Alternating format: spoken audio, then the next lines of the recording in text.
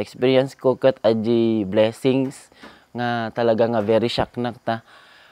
Aji talo nga tabo. Nagdigos ka kat kasano kat medyo na tayag na ka kurang pa di may sabaldi nga pagdigos ko. Ka aji sabon na adik kamo pa no pangalan ti sabon conforme niya sabuntan basta makasabon makadigos lang. Yan aji time nga aji pa may sa natutunan itikat experience ko tikat aji time management takita no anya agi oras mo nga dapat nga ubraen ken anya di next nga time aji next nga event niya ti papanam kasi one time gamin ti grupo ket dati na late dati na mo nga di schedule na so nga nadedak kami manin na mainosan kami manin ken dito ko nga nakita pa nga giti kabataan ket talaga nga pigpigilan da nga agsaw ti dakes ta iso gamin ti nakasanayan da mostly ditoy ke nagnaling da nga agsaw ti kasjay ti madingem pilpiliten da nga hangagsaw tapno lang makita da iti gloria ni Apo. Siya may sarak nga nakapsot na nag-time management. Narigat na nga ag-organize na iti o sa pasamak. Nagrigat na nga ayusin na iti first agreeing na sapa tapos tayo sa maruno. Nagrigat ko nga i-organize. Pero ito'y panag-use si ko. Iti ko na-realize nga naka-importante gayam iti panag-manage iti time. Nagayam-importante gayam iti every minute, every seconds nga panagkutkuti. Iso nga paipeso yung bagada nga time is gold.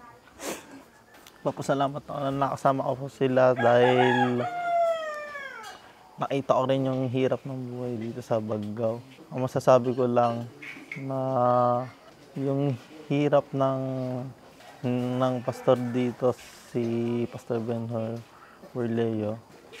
Nakita ko yung pagsisikap niya sa pag-serve dito sa church at makatulong sa ibang tao rin at yung finances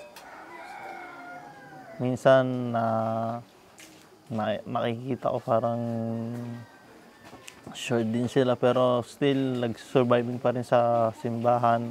My experience here is talagang masasabi kong amazing talaga kasi maski rin ako na test din ako and na-challenge din ako. Lalong-lalo na yung walang ganong water, sakto lang yung food, ganyan.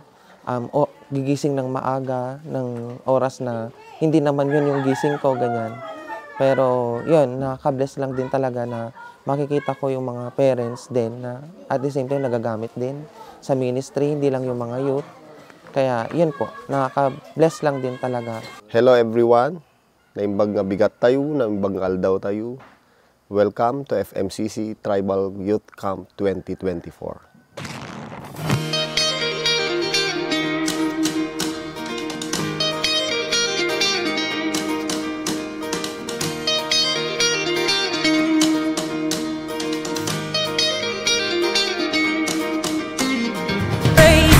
Glory, honor, and strength unto our God, matchless, endless, more than restrained. This is our God. Every time sing praise and glory, honor, and strength unto our God,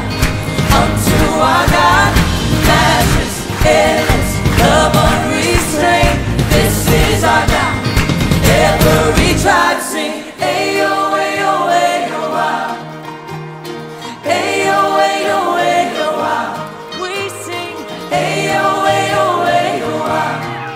Okay, there is no one like our God. No one. There is no one like our God. There is no one like our God. There is no one like our God. Wala kang katulad, O Diyos. Wala kang katulad, O Diyos. No hay nadie como nuestro Dios. No hay nadie como nuestro Dios.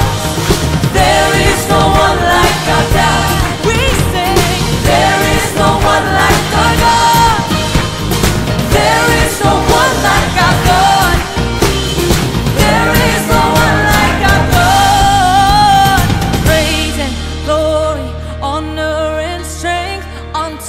our God, unto our God. Your matchless, endless, love unrestrained. This is our God. Every tribe sing praise, glory, honor, and shame unto our God, unto our God. Your matchless, endless, love unrestrained. This is our God. This is our God. Ayo, ayo, ayo, ah. Ayo, ayo, ayo, ah. Ayo, ayo, ayo, ah. Ayo, ayo, ayo, ah. Ayo, ayo, ayo, ah. Ayo, ayo, ayo, ah. Ayo, ayo, ayo, ah. Ayo, ayo, ayo, ah.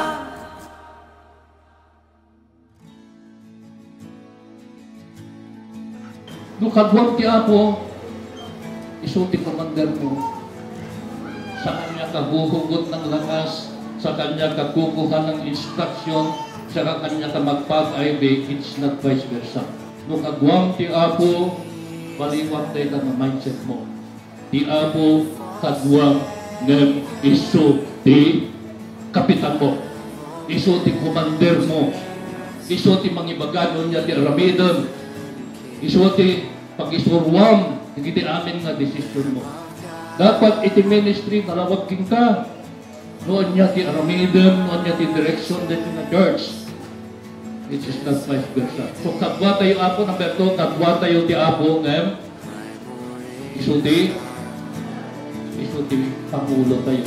Oh, the heavens shout your name. All creation bows to worship you. How wonderful, how beautiful, name above every name, exalted high. How wonderful, how beautiful,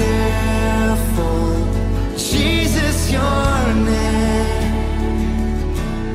name above every name, Jesus.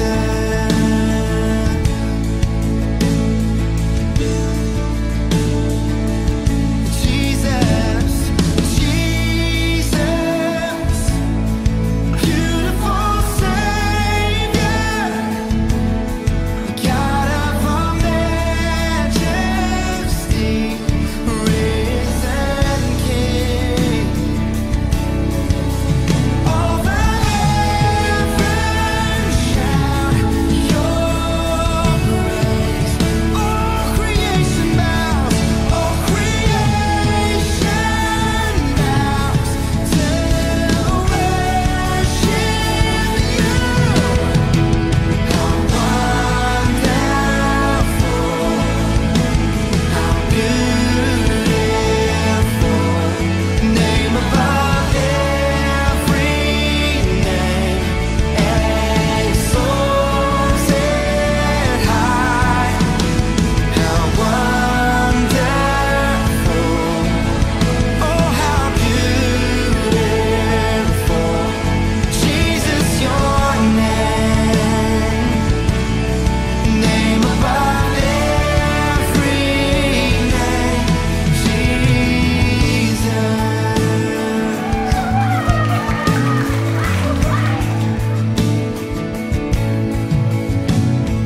I will sing forever, Jesus, I love you. Jesus, I love you. I will sing forever, Jesus, I love you. Jesus, I love. And I will sing, I will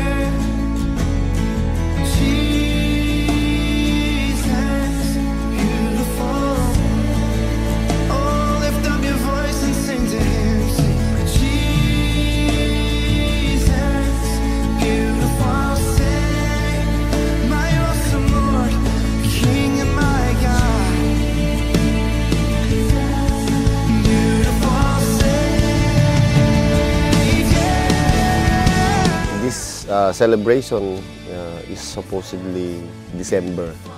Nagpapakam kami ng December.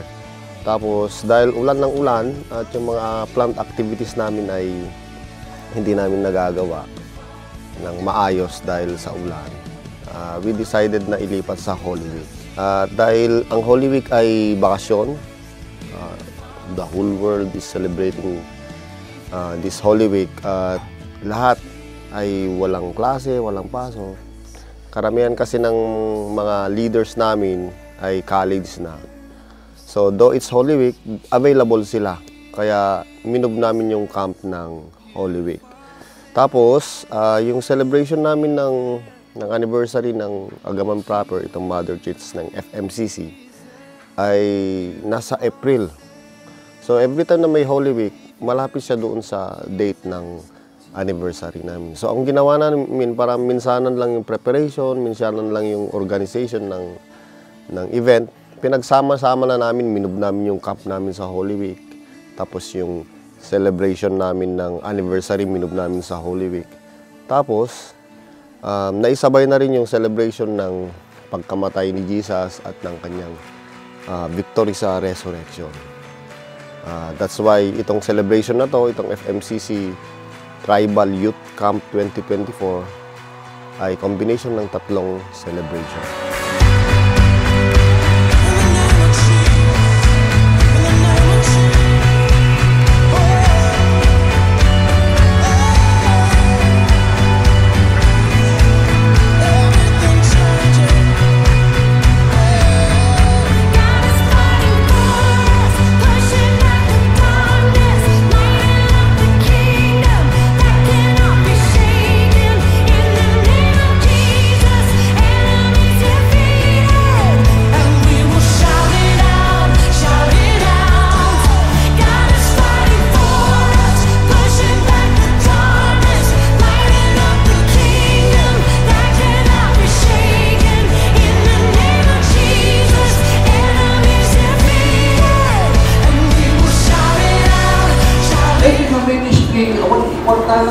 Yan na ganun na ministry.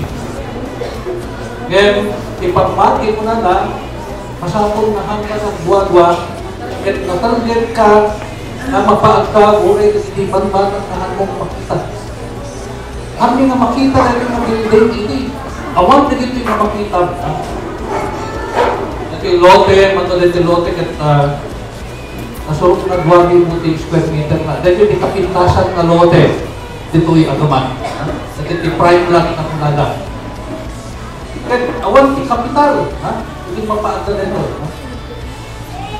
I was a church planting at ordinary mo lang ti profession ko, ti pagsapul lang, ordinary mo lang sapul. Kaya ako man ti kwartang itipangko. Ngayon kada na masapul mi, pagkararan kami ititos. At dahil ito basis kung magkanayon yung kararap ni Diyos, natin pamatig at pag-share ng mapaasdali din, awang din ka, wala yung hamong makita.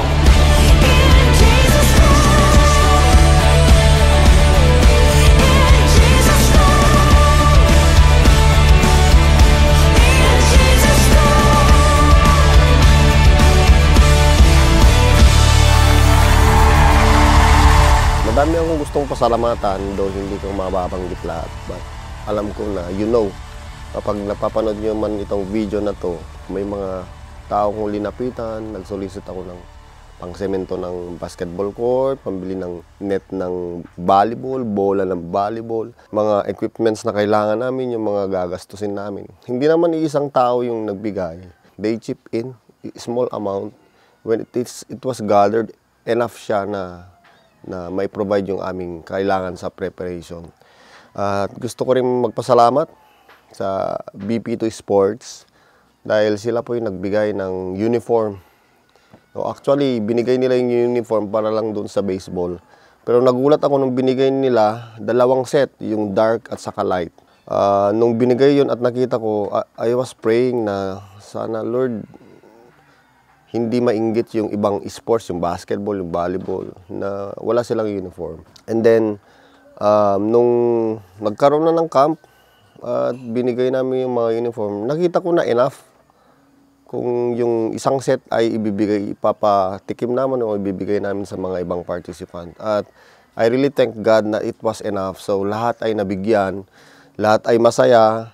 Parang napakabongga ba ng camp namin. Parang ang yaman-yaman namin ba. Dahil naka-uniform lahat yung mga players. Galing pa ng Amerika. Ginawa pa sa America stateside. So nung tinitignan namin yung mga bagay na to, nakita namin yung favor ni God, and we are blessed dahil nakita namin yung kamay niya sa pagpro-provide ng aming mga pangangailangan. Gusto kong magpasalamat sa mga taong hinipo ng Panginoon sa inyong response. Kahit konti man yung mga binigay, it made a big impact sa buhay ng mga batang nakisali, sa lahat ng mga participants, at sa kanilang faith in God. Thank you so much for giving to the Lord.